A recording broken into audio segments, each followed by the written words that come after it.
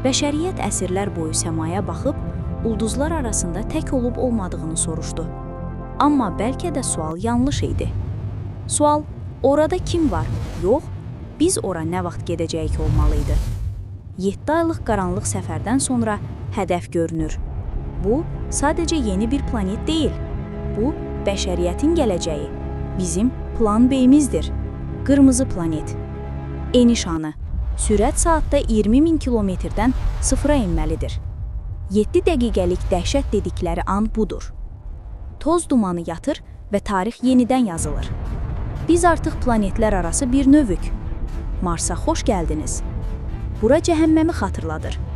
Orta temperatur -63 dərəcədir. Hər tərəf pas və dəmir oksidlə örtülüdür. Amma bu ölü səssizliyin içində vəhşi bir gözəllik var. Burada dağlar yerdəkilərdən 3 qat daha hündürdür. Bu, ağ günbəzlər bizim yeni evimizdir. Çöldəki ölümcül mühitdən bizi ayıran yeganə şey bu divarlardır. Çölün qırmızılığına inad olaraq içəridə həyat yaşıldır. Hidroponika bağları bizim nəfəsimizdir.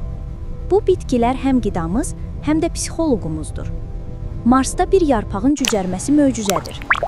Yenə də texnologiya insanın hiss etdiyi tənhalığı tamamilə silə bilmir.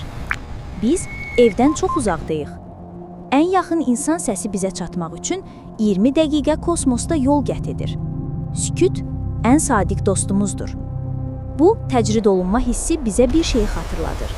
Biz bir-birimizə möhtacıq. Burada sərhədlər yoxdur. Bura son dayanacaq deyil. Bura sadəcə başlanğıcdır. Şəhərlər böyüyəcək, həyat genişlənəcək. Bugün qırmızı olan bu planet 100 illər sonra mavi və yaşıl ola bilər. Terraforming başlayacaq. Biz Marsa qaçmaq üçün gəlmədik. Biz kainatın vətəndaşı olmağı öyrənmək üçün gəldik. Və bir gün gələcək nəsillər Marsın səmasına baxıb o uzaqdakı mavi nöqtəni, yeri xatırlayacaqlar. Mars, yeni evimiz.